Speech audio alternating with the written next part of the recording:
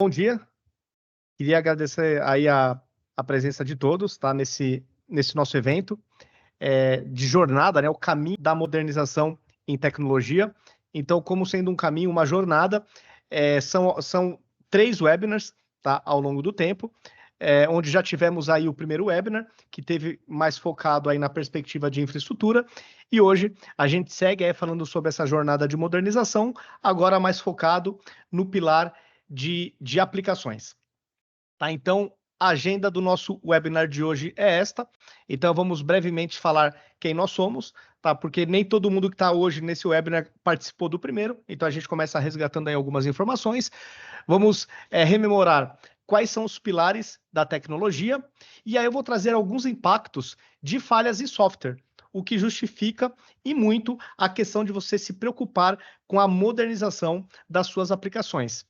E aí, ao final, a gente vai falar propriamente sobre os passo a passo para a gente melhorar a qualidade das nossas aplicações através de modernizações e aplicação de boas práticas. Tá? Então, esta vai ser a agenda deste nosso webinar. Começando aqui pela introdução, quem somos? Então, esse evento é um evento da Fábrica DS, da Red Hat e da Pars. Brevemente, a Fábrica DS é uma consultoria, tá, fundada em 2012. Nós temos 3 pilares de negócio. O primeiro deles é a parte de representação de Big Tech, onde a gente é parceiro de delivery, no caso da Red Hat, tá? que é uma Big Tech aí focada em produtos de base open source, onde a Red Hat tem uma penetração global, quer seja em grandes empresas privadas, quer seja também no meio público. Tá? Então, é uma Big Tech que a Fábrica DS é uma parceira de delivery. Além disso, a Fábrica DS também é uma empresa que tem o pilar de fábrica de software, e aí na parte de fábrica de software a gente desenvolve aplicativos web, aplicativos mobiles. A gente também é muito forte na parte de automação, e quando a gente fala de automação, tem aí uma ampla, né, vasta aí sopa de letrinhas, né? Então a gente está falando de RPA, de BPM, de Ansible, de plataformas no code. Então todo esse environment que envolve automações, a Fábrica DS também é muito forte. E a gente também tem, por final, o pilar do Arquiva, que é um produto nosso, tá? É uma plataforma no code que agiliza e muito o desenvolvimento de software, focando em 2 pilares, que são os maiores ofensores de tecnologia, que são prazo e custo. Tá? Então, com a nossa plataforma, você realmente desenvolve num prazo extremamente curto, afetando o custo, que passa a ser bem baixo, comparando-se aí com o processo tradicional de desenvolvimento. E a Pars, que é também a nossa parceira aqui neste evento, e somos parceiros também enquanto empresas, que, entre outras coisas, ela distribui licenças da Red Hat. Tá? Então, essas são as empresas que hoje, em parceria, estão executando esse webinar da jornada de modernização de tecnologia. Quando a gente fala de tecnologia, a gente fala aí de 3 pilares: infraestrutura, aplicações e automações. O desejo de toda empresa, no final das contas, é criar serviços de qualidade para os seus clientes. E quando a gente fala em serviços de qualidade, algumas coisas as empresas não podem deixar para trás. Por exemplo, questão de segurança, estabilidade, performance, alta disponibilidade, usabilidade. Então, são fatores que sempre têm que ser levados em consideração para que você crie um bom serviço. E essas são as 3 engrenagens necessárias para se atingir esse objetivo. Não adianta nada você ter uma infraestrutura parruda se a sua aplicação está desenhada em cima de uma arquitetura antiga, de uma arquitetura, por exemplo, baseada em monolitos. E o contrário também é verdade. Não adianta nada você ter uma aplicação super moderna do ponto de vista de arquitetura se a sua infraestrutura deixa a desejar. Então, obviamente, as empresas têm que se preocupar com todas essas vertentes, com todos esses pilares. A notícia boa é que não precisa atacar todos esses pilares de uma só vez. Você pode fazer uma coisa mais encadeada, mais planejada, focando os principais ofensores, e num trabalho aí evolutivo em ondas, você vai aos poucos evoluindo sua infraestrutura, suas aplicações e toda a parte de automação dessa sua infraestrutura. Nessa jornada, que a gente hoje está focando na parte de aplicações, a gente também já falou no evento passado sobre infraestrutura. Então, só para recapitular um pouco o que a gente comentou, para quem não teve a oportunidade de participar do primeiro evento, Entre outras coisas, quando a gente fala de montar uma arquitetura mais moderna que utilize com mais inteligência os recursos de hardware, basicamente a gente está falando de uma mudança de paradigma, onde eu tinha antes ambientes voltados para soluções monolíticas, onde você tinha um pacotão gigante da sua aplicação que era deployado no seu servidor de aplicação, e hoje a gente conta com um novo paradigma, baseado em containers, baseado em microserviços. E como você vai garantir que esse novo paradigma, que essa nova arquitetura seja efetiva? Porque não adianta nada você criar microserviços se você não tiver um servidor de aplicação compatível. Então aqui a gente focou muito na questão do Kubernetes como uma das formas de você buscar uma infraestrutura mais moderna que vise garantir a alta disponibilidade e a escalabilidade. Então, isso é o resumo do que a gente falou nesse primeiro pilar de infra. E agora a gente vai continuar essa nossa jornada focando em aplicações e como que eu vou conectar a minha aplicação a esse novo modelo arquitetural de infraestrutura. E depois, como passo seguinte nessa nossa jornada, a gente vai finalizar falando um pouco da vertente de automações, que, entre outras coisas, permite com que a sua empresa esteja em compliance, principalmente com questões de segurança. Tá bom, pessoal? Então, seguindo aqui nessa nossa jornada no material, relembrando quais são as consequências de você ter aí uma infraestrutura ou aplicações ou automações deficitárias. Quais que são as consequências mais óbvias no curto prazo? Problema de lentidão, que acaba impactando os seus clientes e, consequentemente, a imagem e a reputação da sua empresa. A questão de indisponibilidade, insegurança.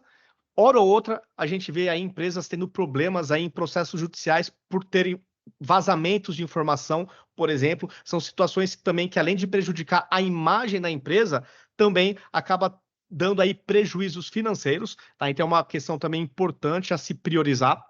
E a questão da própria ineficiência.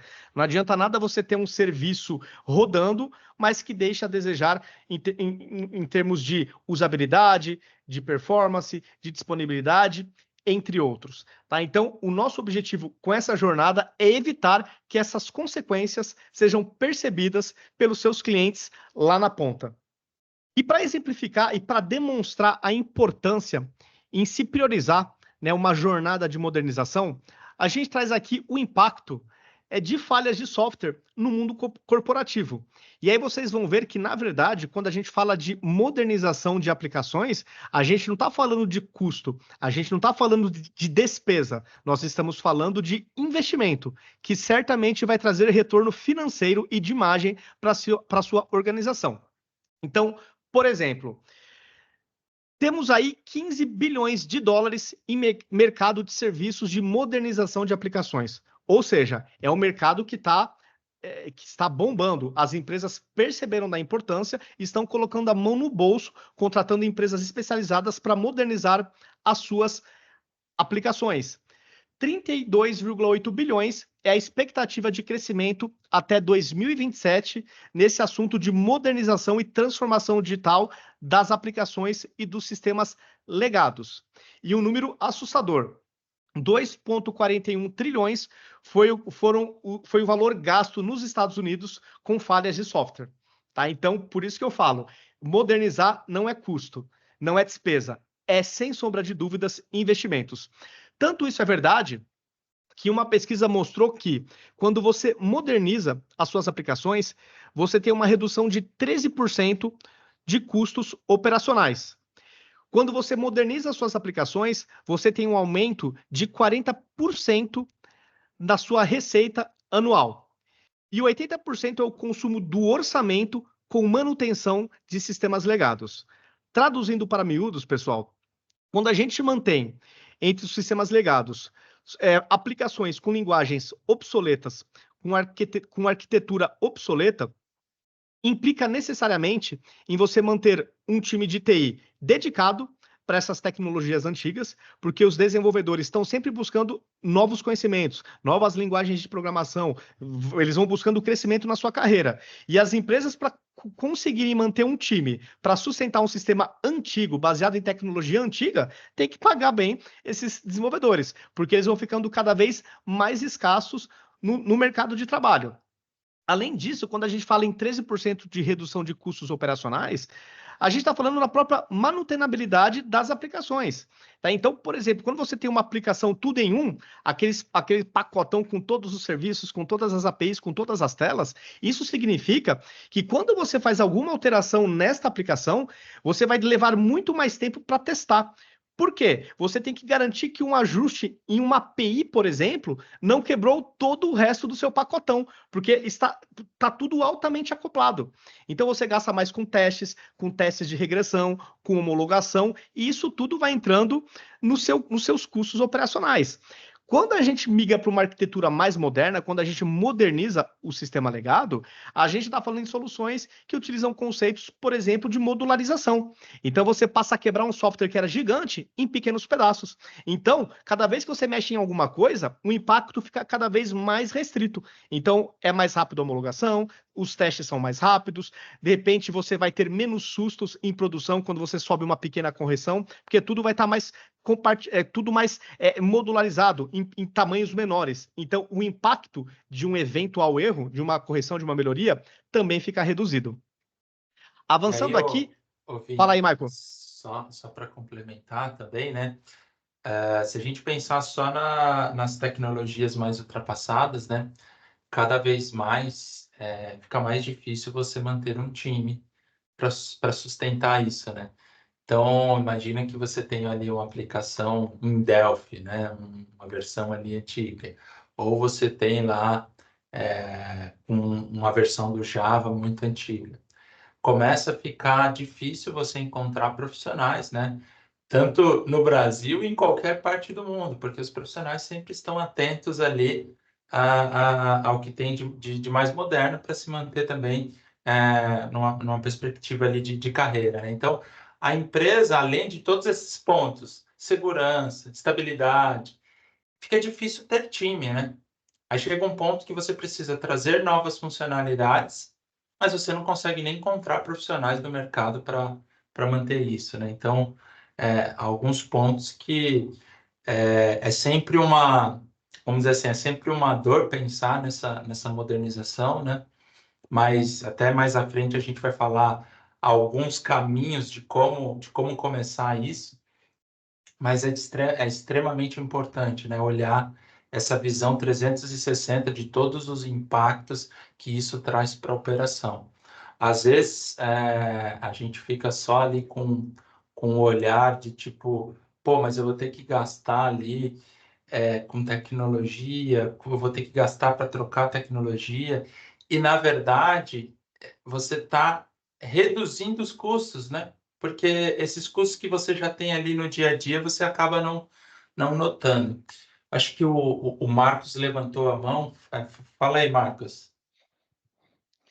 Eu posso falar bem disso porque hoje eu tenho 62 anos, comecei nos anos 80 com TI, com mainframe IBM, né, linguagem COBOL e por aí vai, né? Uhum.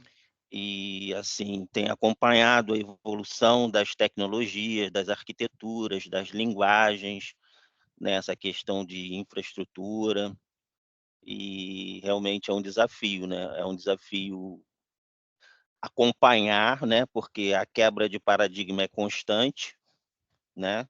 Exige um esforço muito grande, né? Inclusive para se manter no mercado, né?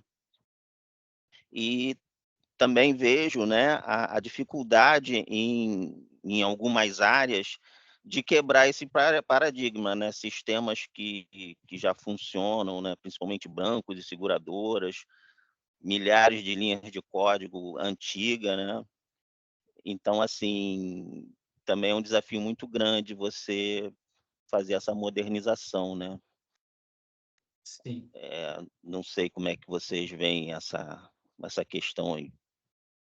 Não, isso que você falou é bem verdade, o Marcos, tanto que a gente sempre sugere, né, enquanto consultoria, para auxiliar aí os nossos clientes, de fazer a coisa em ondas, por etapas, né? Então, primeiro identificando quais são os pontos mais críticos, né? Quais são onde de fato está impactando mais a empresa e começar devagar colocando uma abordagem de modernização na infraestrutura, na aplicação, vai implementando, vai investindo aos poucos, vai colhendo frutos e de uma maneira cadenciada vai se buscando modernizar o todo. Mas, de fato, por isso que a gente fala que, de fato, é uma jornada que vai empenho, vai investimento, só que esse investimento tem retorno. Só que ele tem que ser feito aos poucos, até mesmo para você preparar o seu time técnico para fazer a manutenção dessa nova arquitetura, quer seja de infra, quer seja de software, e você vai colhendo aos poucos aí os frutos desse seu investimento. E até justificar para a alta direção que está valendo a pena toda essa sua jornada. Então, de fato, é crítico de se fazer, tem que ser bem planejado, bem pensado, mas é inevitável, né? Isso aí realmente não tem mais como evitar esse tipo de coisa. E assim, né? Aí isso sempre tem que ser encarado como, de fato, uma jornada. Porque se você encarar simplesmente como um projeto, né? E aí você acaba frustrando ali, né? Pô, eu vou fazer um investimento às vezes alto, porque você está olhando o todo e não está colhendo os frutos, e acaba não tirando isso do papel, né? Então, enfim, mais à frente o Vinícius vai até entrar mais nesse detalhe, mas é importante que todos também tenham a percepção de resultados que estão sendo trazidos dentro dessa jornada, né? Então, não só escolher tecnologia, não só escolher como você vai fazer, mas em quais pontos você vai colocar a mão primeiro é também importante. Porque às vezes a gente vai modernizar, mas só para modernizar, se isso não, de fato, não traz uma visibilidade dentro da operação da companhia, assim, é só número, a alta direção vai falar, meu, eu não vou só trocar, né, o meu Delphi ou o meu .NET lá, versão 1, só por trocar. Ele fala, não, se vira aí, mantém o .NET 1, mantém o Java 1, né? Ele tem que entender ali os benefícios que ele vai trazer dentro da operação. E aí é importante juntar tudo isso para poder apresentar e com uma estratégia boa, né? Eu vou pegar, por exemplo, uma transação que traz resultados financeiros ou uma transação na minha operação e todo dia eu tenho várias pessoas manualmente fazendo correções ou eu tenho um alto custo com tempo envolvido para que aquelas transações sejam processadas. Legal, a gente já achou aqui um candidato a fazer esse start dentro do projeto, dessa jornada de modernização, tá? O que o Michael está falando nada mais é do que as dores, né?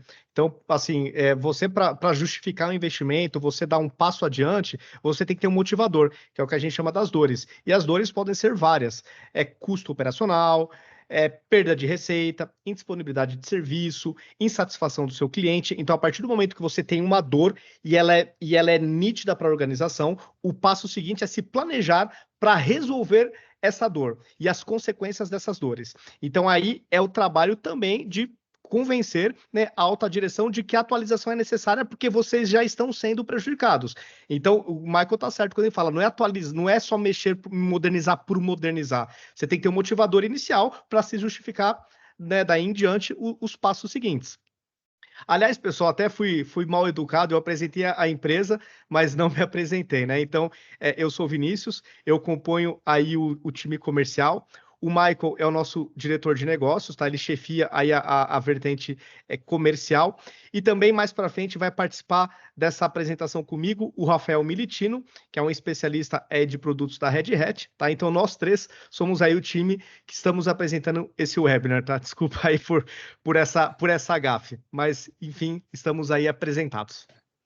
Começa as reuniões cedo, né? A gente vai já entra né? Acelerado nas reuniões. Mas vamos lá. Exatamente. Bom, ô Marcos, ficou claro aí, enfim, a nossa ideia? Se, enfim, tiver mais alguma dúvida? Então, sim, foi mais para dar o depoimento, né, Legal. Né, que eu passei tenho passado, né, por todos esses passos, né, toda essa jornada, como vocês definiram aí.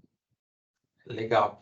E aí também, pessoal, se alguém tiver outra dúvida, enfim, pode ir levantando a mão e a gente vai fazendo esse bate-papo para realmente trazer as informações ali o mais assertivas para cada uma das necessidades, tá bom? Exatamente. Então, seguindo aqui nas dores, né, que motivam aí a gente pensar em uma modernização, uma jornada de modernização, aqui eu trago também números assustadores referente a Black Friday do ano passado.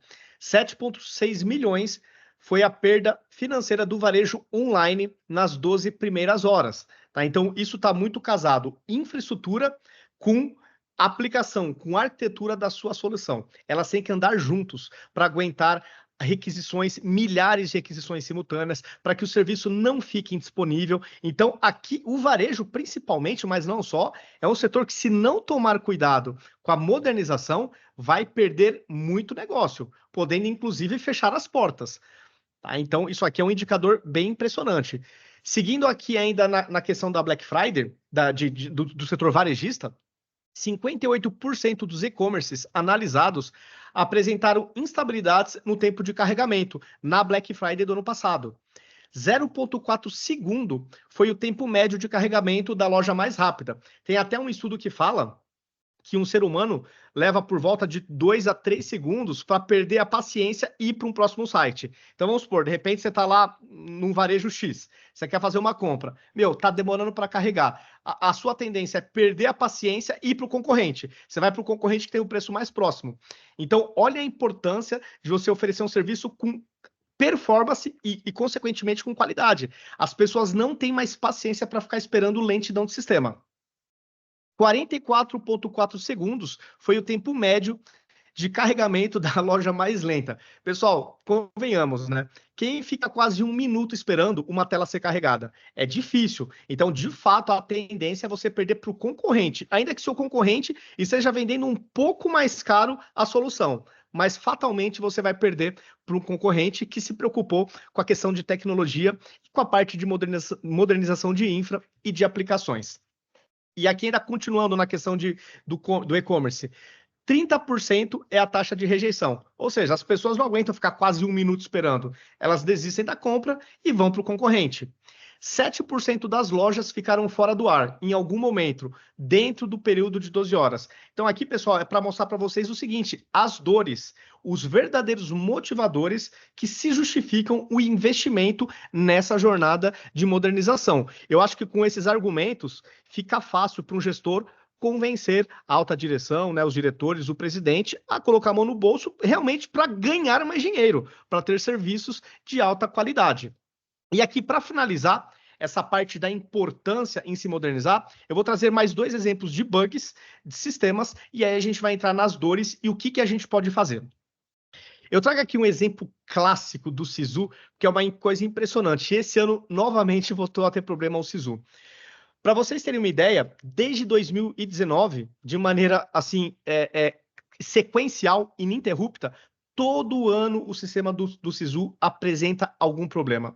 Quer seja problemas de segurança, quer sejam problemas de lentidão e de indisponibilidade. Tá? Para vocês terem uma ideia, em 2019, 500 mil foi o pico, né, médio de usuários nos horários de maior ofensor.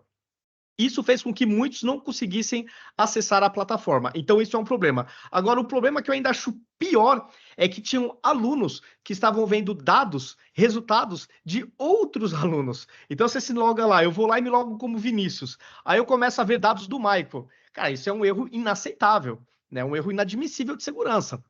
Então, em 2019 tiveram problemas, em 2020 também. Em 2020, os alunos começaram a denunciar erro nas notas de corte. Até essa informação o sistema estava divulgando de maneira errada. Em 2021, deu outro problema, ou seja, desde 19 até 21 estavam dando problemas. Aí o Sisu virou motivo de chacota. 22 teve problemas, 23 e agora esse ano de novo continuou tendo problemas. É claro que, por ser uma empresa pública, muitas vezes eles não se preocupam muito com a questão da imagem. Agora, vocês imaginem se fosse uma empresa privada que tivesse aí há 5 anos de maneira ininterrupta com problemas de performance e de segurança no seu serviço. Provavelmente já teria quebrado, porque ninguém fica numa empresa que não tem mais confiança. Tá? Então, esse caso do Sisu é emblemático e continua ocorrendo. E aí, para finalizar, com mais um case, Aliás, companhias aéreas costumam ter alguns cases também bem impactantes, porque acabam impactando diretamente em múltiplos milhões a conta dessas companhias. Nesse caso aqui da KLM, depois de uma atualização sistêmica, começaram a ser cobrados indevidamente tarifas para voos internacionais de ida e volta, mas não só. Alguns voos que eram confirmados, na prática, eles não estavam confirmados no sistema, embora o usuário tenha recebido em tela que estava tudo certo. Aí, no dia do embarque, descobriu que não tinha nada em seu nome.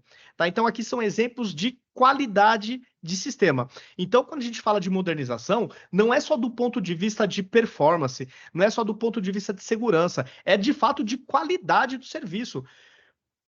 Processos de desenvolvimento, pipelines, esteiras de desenvolvimento, testes automatizados, isso tudo também compõe a modernização de um sistema antigo. Não é só código, não é só linguagem de programação, é o processo como um todo de desenvolvimento.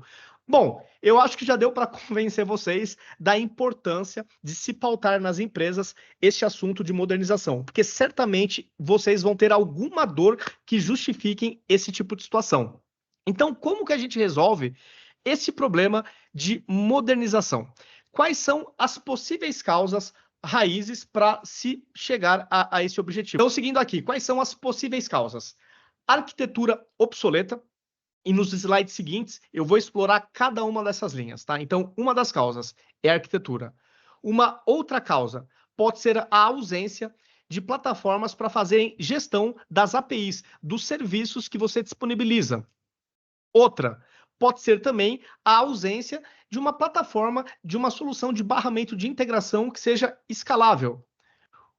Um outro ofensor que pode ser a ausência de plataformas de login único, plataformas que a gente chama de SSO, que são plataformas de autenticação e de autorização. Aqui, evidentemente, focando na questão da segurança. E talvez um dos cenários mais críticos, que envolve o processo em si, que é o pipeline de desenvolvimento. É aquela famosa esteira financeira do DevOps, que está com uma certa frequência aí, né? Tá na moda esse tipo de assunto, justamente porque ele é importante. Aqui ele está atacando o processo, não necessariamente a tecnologia. Obviamente, a atualização tecnológica e de processo tem que andar em conjunto para se ter qualidade e sucesso nos seus serviços. Falando um pouco, então, da questão de arquitetura obsoleta. Quando a gente fala de arquitetura, a diferença é gritante entre o que a gente fazia há poucos anos atrás, 10, 15, 20 anos atrás, com um novo modelo que é proposto hoje. No passado recente, principalmente aplicações de baixa plataforma, né, aplicações web, tinha muito aquele conceito que a gente chama de monolito. O que são os monolitos? Vamos supor que você tem lá uma aplicação com várias funcionalidades, uma aplicação com 10 telas, com, sei lá, 30 APIs, diversas integrações, só que toda essa sua solução, ela não está modularizada, ela não está quebrada, ela está encapsulada e compilada dentro de um grande pacotão, dentro de um pacotão único. E esse pacote que você faz o deploy no servidor de aplicação. Esse modelo, que já é muito ultrapassado, ele tem vários aspectos negativos. Por exemplo, quando a gente tem tudo em um, né, esse pacote contendo tudo, vamos supor que o desenvolvedor fez lá uma correção de um bug, só que ele não testou todos os cenários, né? Teve um processo de teste questionável, e tem uma dada situação que esse ajuste dele, por exemplo, gerou um loop infinito em algum serviço, em alguma API, em alguma tela. Gerou um loop infinito. O que vai acontecer? O loop infinito, em poucos segundos, ele consome 100% dos recursos da sua máquina, do seu servidor. Então, memória e processamento, em segundos, vão ser totalmente consumidos. O que isso vai proporcionar? Uma queda total da sua aplicação. Então, por causa de uma classe, de um serviço, de uma API que, por exemplo, entrou no loop infinito, você derrubou toda a sua solução. E o pior, se neste servidor você tem outras aplicações implantadas, todas elas vão cair, porque simplesmente zerou-se recursos de processamento e de memória. Então, estou dando aqui um exemplo corriqueiro que acontece nesse tipo de arquitetura. Mas não só, a questão também da manutenabilidade da aplicação. Quando você tem um sistema legado muito antigo, ele, obviamente, está numa tecnologia defasada, ainda que, por exemplo, esteja utilizando um Java ou um .NET, mas pode estar nas primeiras versões. fica cada vez mais difícil você bancar um time para trabalhar com tecnologias tão antigas, porque ele profissionalmente, ele está percebendo que ele está ficando defasado em relação ao mercado e ele não vai ter interesse em continuar trabalhando numa empresa que está na idade da pedra. Então você vai ter que pagar mais para manter um time com conhecimento arcaico. Então isso também é um grande problema. Quando você tem aplicações monolíticas, tudo é mais demorado. Desde a implementação de uma nova funcionalidade, porque a análise de impacto fica mais complexa, como também nos testes de desenvolvimento e nos testes de homologação. Porque você tem que garantir que os testes de regressão vão passar com sucesso. O que são testes de regressão? Você tem que provar que se você mexeu em uma classe de um pacote, você não quebrou todo o resto, não gerou nenhum comportamento inesperado. Então é muito mais trabalhoso. Tudo é mais caro num sistema baseado em monolito. Então, qual que é a solução que a gente propõe atualmente para se atingir a qualidade e a excelência? É um paradigma que é literalmente o contrário do monolito. Ou seja, eu tenho uma aplicação, só que essa minha aplicação não vai ficar encapsulada em um único pacote, em um único arquivo. Ela vai estar fragmentada. Ela vai estar, por exemplo, APIs vão se transformar em microserviços. E esses microserviços vão rodar em um container. Aqui eu estou indo um pouco mais para o Techniquez, tá? Se de repente ficar muito complicado, vocês dão um toque, mas eu vou tentar simplificar. Por exemplo, nesse modelo baseado em containers, vamos supor que você tem lá uma aplicação que tem várias telas. Mas, de repente, no horário do almoço, uma tela em específico tem horários de pico assim absurdo. Tem 5 mil, 10 mil acessos concorrentes somente nessa tela. Nesse modelo de arquitetura, toda a tela tem um back-end, né, via de regra, que acaba sendo uma API, que é um microserviço. Então, toda vez que essa tela for acessada em demasia, a arquitetura vai identificar o seguinte, ó, esse microserviço aqui, com uma instância só de container rodando, eu não vou conseguir dar conta do recado. Eu não vou conseguir atender a todas as requisições simultâneas. Então, automaticamente, o servidor de aplicação, ele vai se auto-escalando. Ou seja, ele vai criando mais maquininhas, mais processamentos para executar esse mesmo microserviço, para garantir que ele não vai ficar fora. E que a tela também não vai apresentar lentidão e que o usuário não vai tomar um timeout. Então, ele faz isso de maneira automatizada. E a vantagem de você trabalhar com o conceito de microserviços é que cada container vai estar executando um pedacinho só da sua aplicação. E se aquele pedacinho der algum problema, vamos supor que esse microserviço tenha lá o tal do loop infinito que eu comentei. O máximo que vai acontecer é este microserviço cair. O resto da sua infraestrutura não vai ficar comprometida. Não vai consumir o 100% do processamento, da memória do seu cluster. O máximo que vai acontecer é ele consumir 100% do processamento daquele container que está rodando, apenas aquela API. Então, vocês percebem que a arquitetura é muito mais inteligente. E a prova também de, digamos assim, de bugs. Né? O todo não vai ficar comprometido.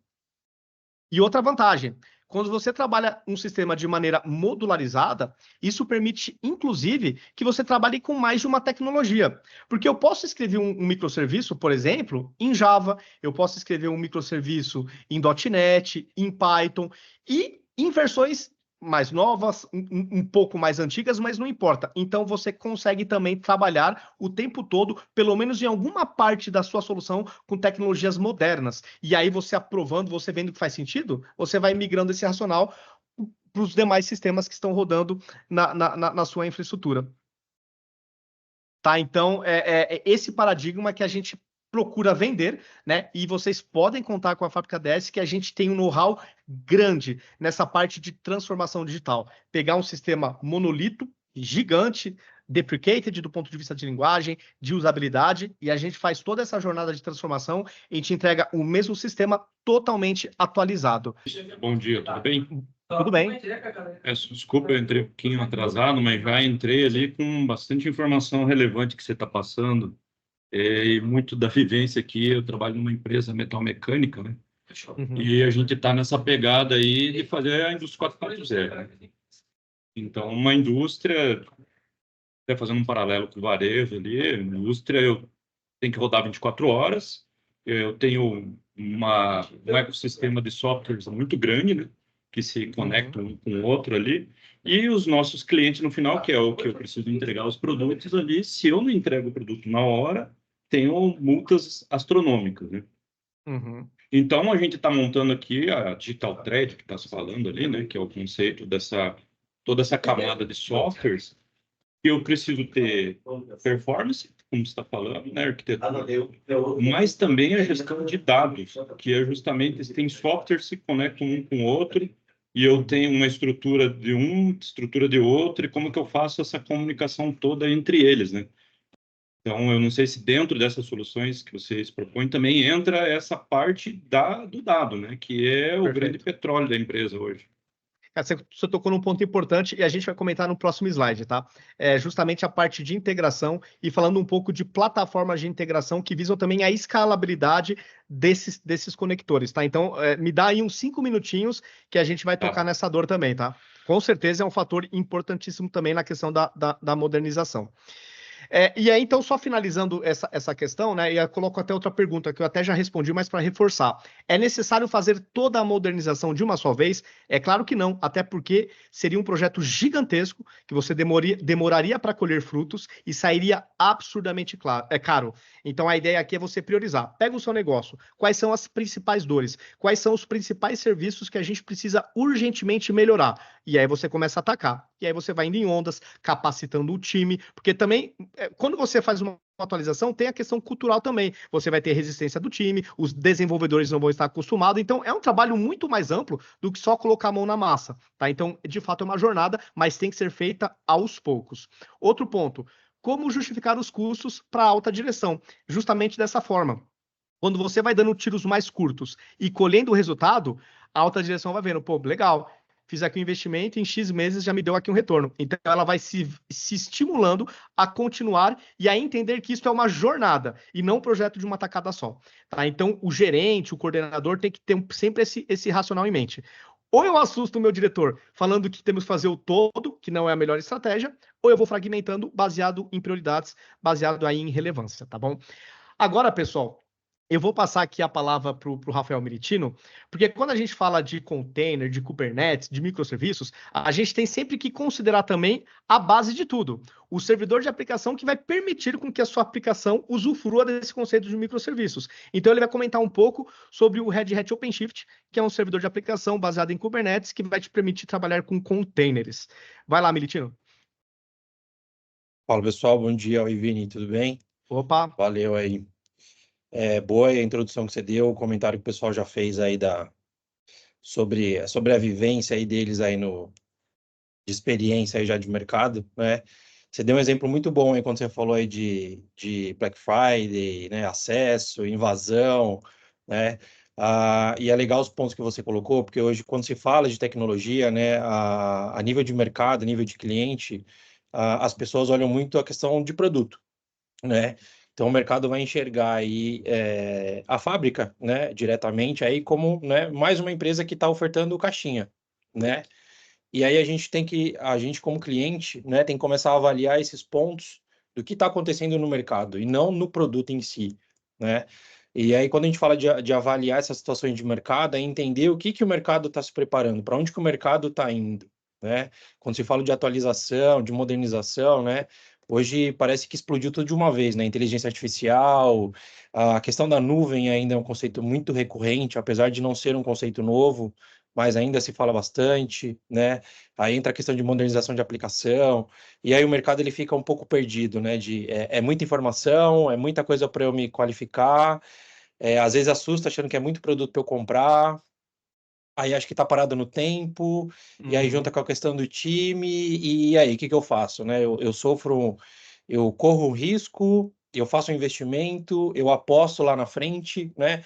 Então, esse acho que é um ponto principal aí, como vocês aí, como consultoria, acabam fazendo no mercado aí, que é mostrar para o cliente, de fato, para onde o cliente de vocês hoje tem ido e por que eles têm definido escolher determinada solução, seja ela qual for, né?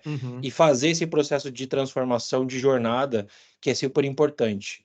Fazer essa virada de chave de uma vez, né? A gente sendo muito transparente, a gente fala que de fato é um tiro no pé, né? Você não vai conseguir mudar aí toda a sua casa do dia para a noite, né? O Michael aí gostaria que todo mundo fizesse investimentos altos aí do dia para a noite, mas a gente sabe que não é, né? E é um risco para quem implementa o serviço, para quem compra, né? Então, acho que é legal dessa consultoria justamente isso, é mostrar para o cliente qual que é o caminho trivial, né? Falar um pouco de OpenShift é bem legal que você falou aí da questão de, né, principalmente da questão da Black Friday, né? A Red Hat tem cases muito legais aí quando se fala aí de arquitetura de OpenShift, né? Mas a Via Varejo foi um caso bem legal aí deles, principalmente quando se fala da questão de OpenShift, né? Porque foi um dos clientes aí pioneiro aí da Red Hat nessa implementação, fizeram aí um investimento muito alto aí a nível de produto, né? Foi na época que o produto ainda estava numa parte, né, num cenário de maturação, né? Então era novo tanto para o fabricante, tanto para o conceito do mercado, tanto para o cliente, né? Então a Via Varejo, quando ela implementou aí a questão do OpenShift, né, dentro de casa, o objetivo da Via Varejo era justamente falar todos esses pontos que o Vinícius comentou. Investir no time, melhorar a estrutura, modernizar as aplicações e principalmente resolver um problema que eles tinham internamente de custo. Então, todas as Black Fridays aí que a Via Varejo tinha, eles tinham um custo de perda muito alto. Então, eles montavam uma sala de guerra e de crise para ter limite de perda. Então, o foco da Via Varejo era limitar o mínimo que eles pudessem perder, mas já aceitando uma determinada perda. E a perda que eles aceitavam indiretamente era justamente as pessoas entrarem aí no e-commerce deles, de toda a rede da Via Varejo, e não conseguir comprar. Hoje as pessoas entram no e-commerce da Via Varejo quando tem uma promoção, algo do gênero aí, né, uma própria Black Friday, é de fato entrar e não ter mais o produto.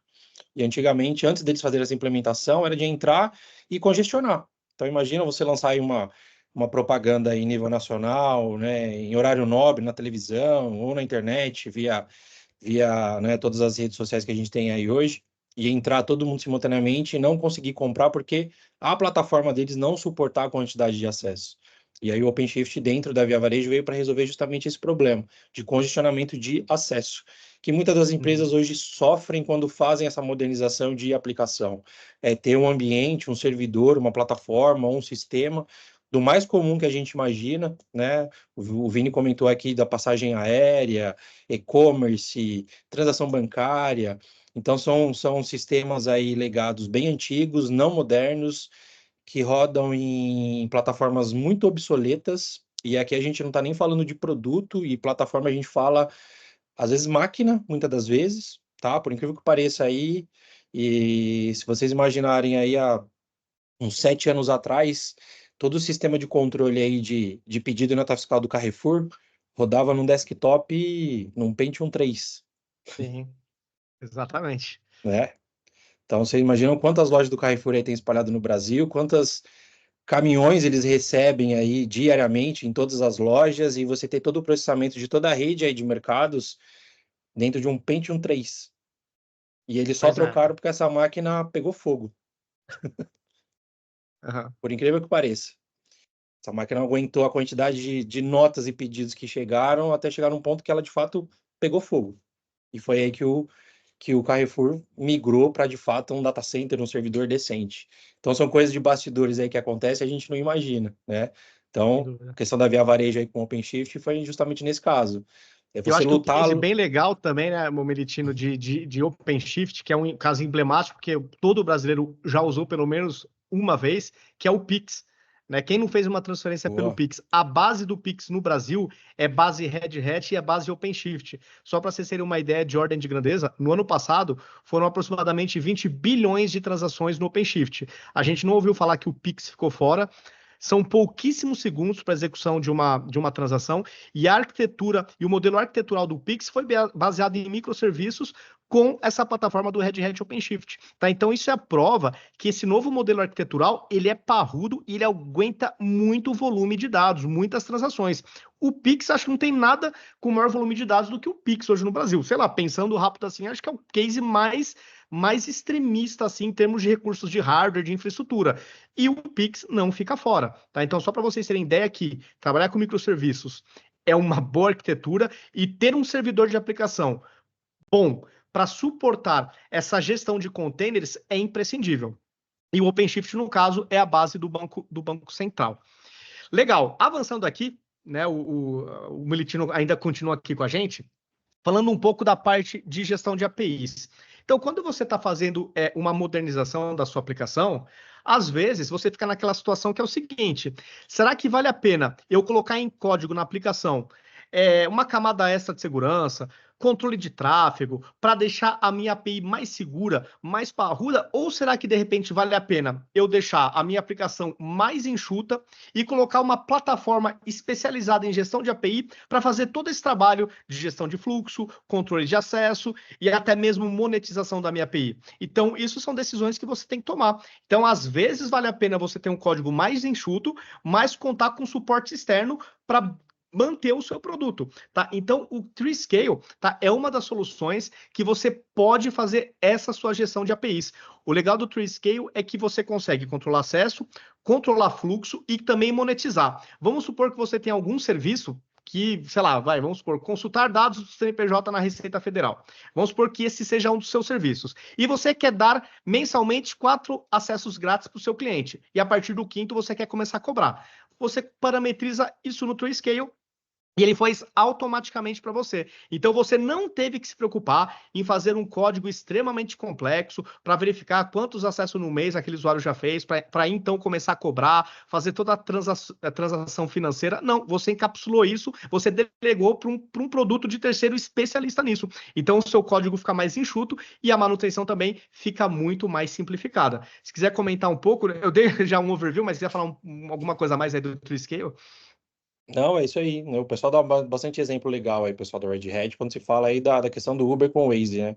Toda vez que inicia uma corrida, aí automaticamente abre aí o Waze no aplicativo do Uber e é justamente essa chamada, né? Então o Uber aí monetiza aí o Waze justamente para essas chamadas. Toda vez que abre o aplicativo e inicia uma corrida, faz essa monetização, tá? E aí em vários cenários que a gente possa imaginar. E as operadoras aí, por exemplo, de saúde usam muito o TreeScale, principalmente pela questão do legado ser muito antigo e ser difícil de você ter ou uma modernização ou uma conexão com uma plataforma aí, não uma conexão, né, mas uma modernização de você ter que reescrever. Então eles usam muito o TreeScale, principalmente para você ter essas chamadas com as grandes operadoras, seja de saúde, né, os grandes hospitais, laboratórios, né. Então, o TreeScale é muito utilizado hoje na questão da saúde, pela interligação que o sistema de saúde tem com a rede aí de laboratório, hospitais, etc. Então, é muito utilizado, está na rotina do pessoal e o pessoal também não imagina que é a Red Hat que está rodando por trás. Legal. Você quer falar, Mike? Um outro ponto também, né?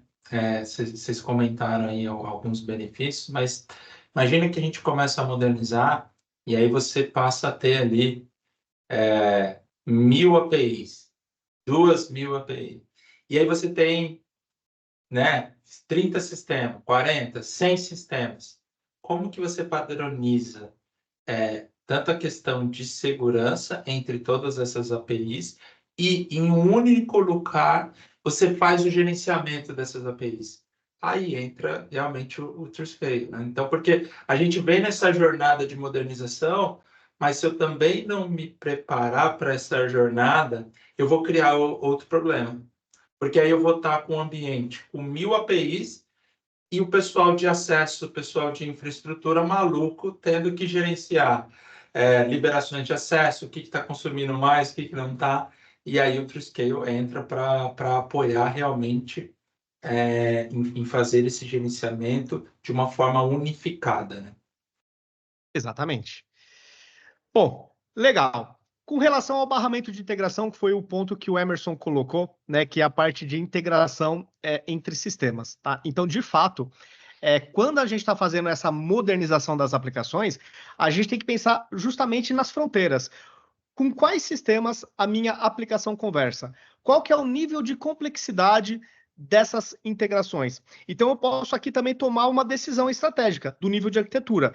Eu posso deixar na minha aplicação a implementação dessas integrações, quer seja chamando uma outra API, quer seja chamando um banco de dados, quer seja chamando um arquivo, quer seja orquestrando a chamada de várias fontes de origens distintas para compor um retorno. Eu posso deixar tudo isso na minha aplicação, ou eu posso terceirizar para uma plataforma de barramento de integração que vai fazer toda a abstração dessa complexidade.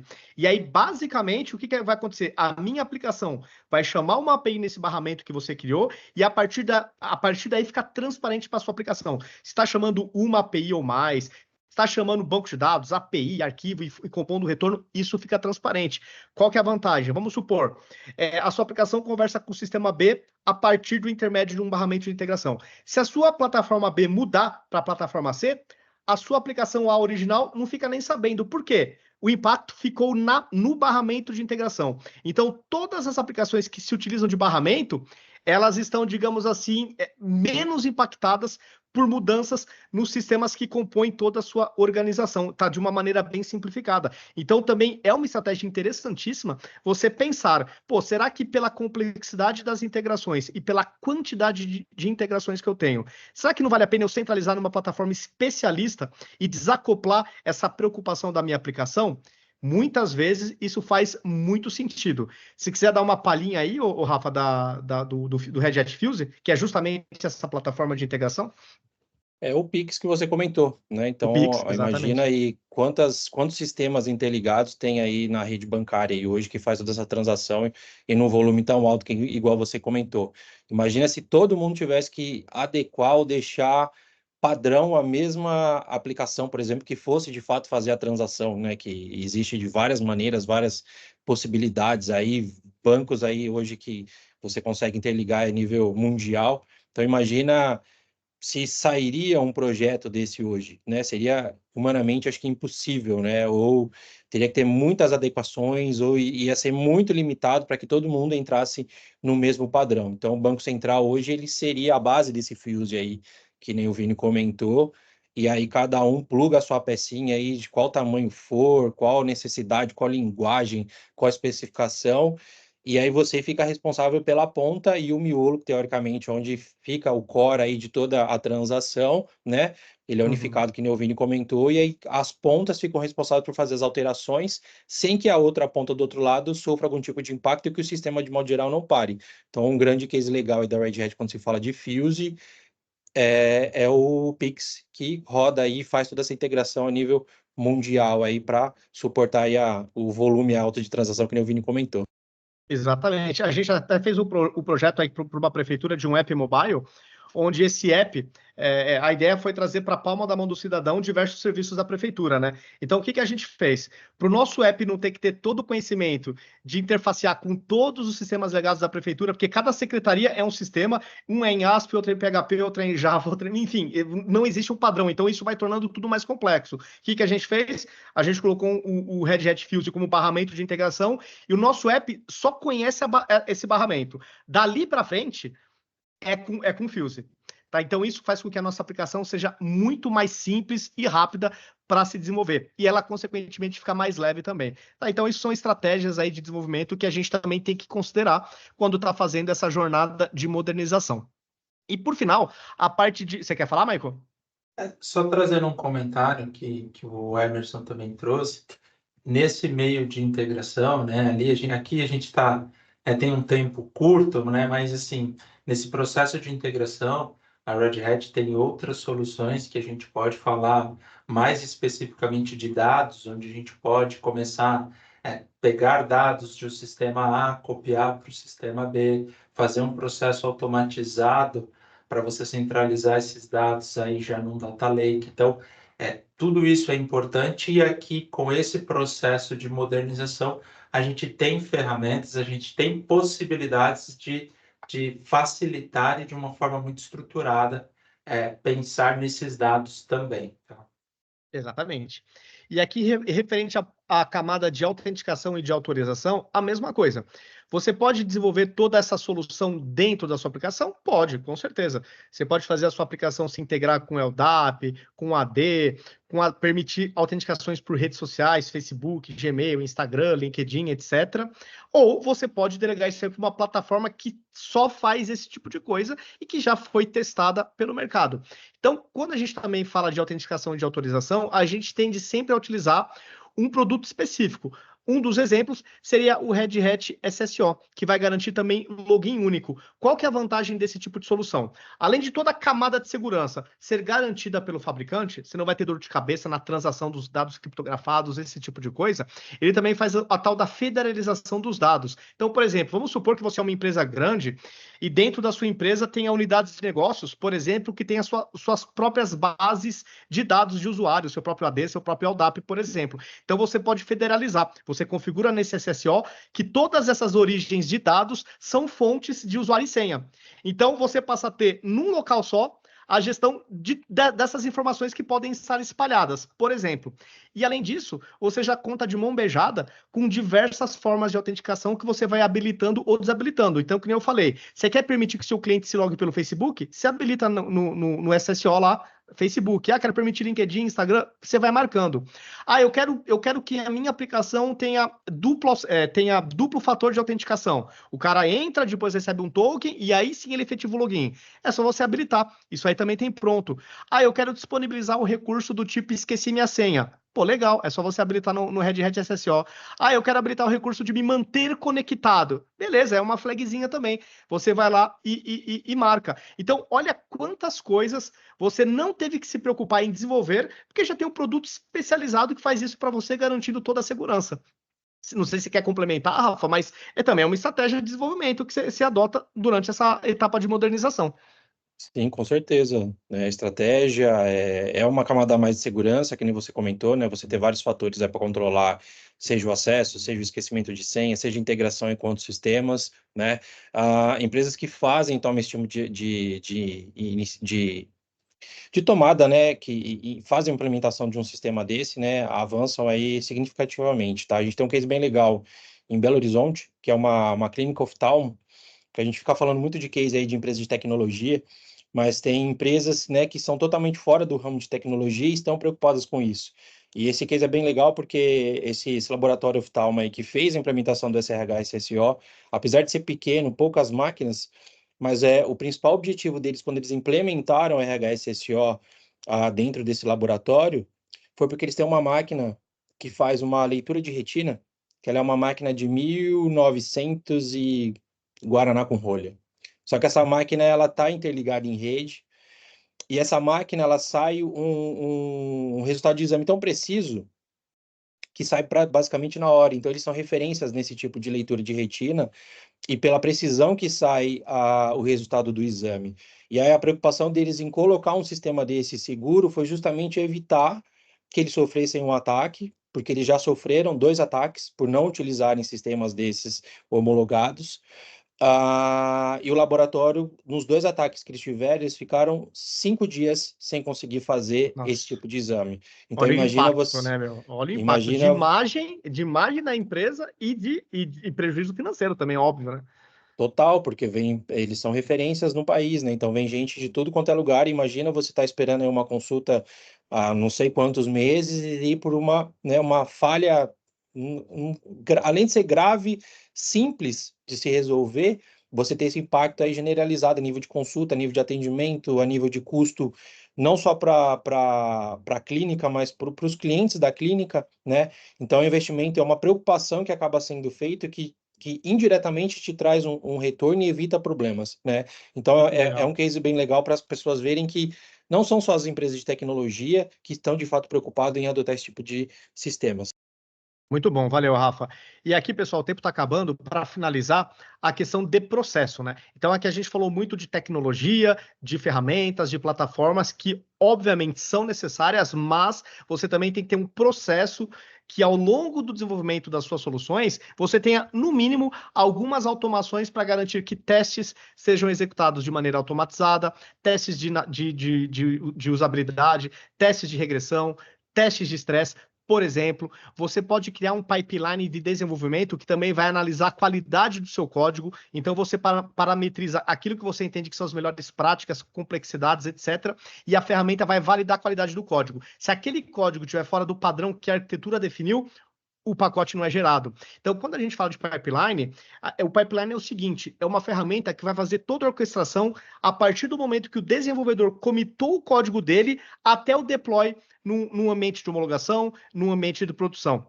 Então, quando a gente fala de esteira de desenvolvimento, é o seguinte, vamos supor, eu quero que toda vez que o meu desenvolvedor terminar um ajuste e comitar um código, eu quero que sejam executados diversos testes unitários de maneira automática. Eu quero que sejam executados teste de carga. Eu quero que seja analisada a qualidade do código. Então, você vai colocando nessa sua esteira automações para garantir que o código que está sendo enviado, antes de chegar para o usuário homologar, que ele já tenha executado testes automatizados e passado pela qualidade de código, entre outras coisas. Esse pipeline, ele engloba outras coisas além da questão de desenvolvimento. Eu posso, por exemplo, fazer com que esse meu pipeline esteja integrado também com ferramentas de gestão de tarefa. Por exemplo, o Gira é uma ferramenta relativamente conhecida. Vamos supor que na sua empresa tem o Gira. Então, toda vez que uma atualização de um produto sai, a área usuário recebe uma tarefa no Gira para fazer a homologação. Você pode fazer com que essa sua esteira esteja monitorando o Gira. E assim que o usuário der um OK na homologação, que ele aceitou e validou todos os itens, a ferramenta entende que o usuário deu OK, vai gerar o build desse pacote para produção e vai implementar automaticamente depois da janela pré-configurada, que geralmente é de noite, por exemplo. Então, você também pode configurar as interações das pessoas ao longo da validação da aplicação até ela ser deployada. Tá? Então, é uma coisa que obviamente tem que começar pequeno, tá? O pipeline a gente sempre faz em ondas, então a gente começa primeiro automatizando os testes, depois a gente automatiza a validação da qualidade do código, depois a gente coloca o usuário dentro dessa esteira, porque tem muita mudança de cultura, as pessoas têm que se acostumar, têm que ser capacitadas, mas o ganho é inegável. Por exemplo, o Netflix e todas as Big Techs, a Amazon também, eles fazem milhares de deploys diariamente. E porque esses deploys de correções de bug não geram novos problemas, não geram impactos, porque existe um pipeline super completo, onde tudo que se comita passa por uma bateria gigantesca de testes, dos mais variados tipos. Tá? Então, isso significa que quando a sua empresa tem um pipeline completo ou próximo disso, a sua maturidade em software é muito grande. E a chance de você ter sustos em produção a partir de correções ou da subida de novas funcionalidades, novas melhorias, o impacto e a chance de ocorrer um susto é muito, muito baixa. Porque você tira o fator humano e você joga a tecnologia para, de forma automática, fazer várias validações para você. Tá? Então, aqui a gente finaliza mostrando que o processo também é necessário. Aqui eu trago uma imagem de um pipeline padrão que nós, Fábrica DS, vendemos para os nossos clientes. É claro que aqui é o estado da arte, que nem eu falei, a gente vai fazendo aos poucos, mas ao final busca-se um pipeline com esse nível de completude. Então, indo desde testes até integrações com ferramentas de tarefas, até deploys automatizados em homologação, em produção. Se você já tem um ambiente baseado em containers, isso fica ainda mais fácil, essa forma de deploy automatizado. Então, aqui é um trabalho de longo prazo, mas que vocês não podem ignorar, tá? Tecnologia e linguagem de programação é importante, sim, mas se você não caprichar no processo, você vai estar errando, só que com tecnologias de ponta, mas você vai continuar errando se o processo não for revisitado. Pessoal, então, esse foi a apresentação de hoje. Aqui a gente fecha com um resumão, tá? De como iniciar esse processo, essa jornada de transformação. Então, primeiro é identificar o que está me impactando, quais são as minhas dores, e começar priorizando. Depois, priorizou, então vamos em ondas sucessivas fazer a execução constante dessas melhorias identificadas, tá? Então, esse seria o modus operandi que a gente recomenda, e vocês podem sim contar com a Fábrica DS nessa sua jornada, desde o pilar da infraestrutura até o pilar de aplicações e também de automações, tá? Então, a gente é parceiro, podem contar com a gente ajuda vocês a fazer essa questão de entendimento, de análise, de assessment, em 4 mãos, a gente também, com a nossa experiência, a gente ajuda nessa questão da priorização, tá? Então, enxerguem na Fábrica DS como um parceiro de tecnologia que vocês podem confiar nesse ciclo completo, nessa jornada completa de modernização. Bom, é isso. Você quer falar mais alguma coisa, Michael? Deixar aí um recado? Aliás, se o pessoal quiser também fazer perguntas, tá? Fiquem à vontade. É isso aí. Se alguém tiver alguma dúvida, pessoal, a gente já passou uns 4 minutinhos aí, mas se alguém quiser fazer algum comentário, alguma dúvida, fique à vontade. Para o Arquivia, né? Arquiva, Eles vão isso. comentar, né?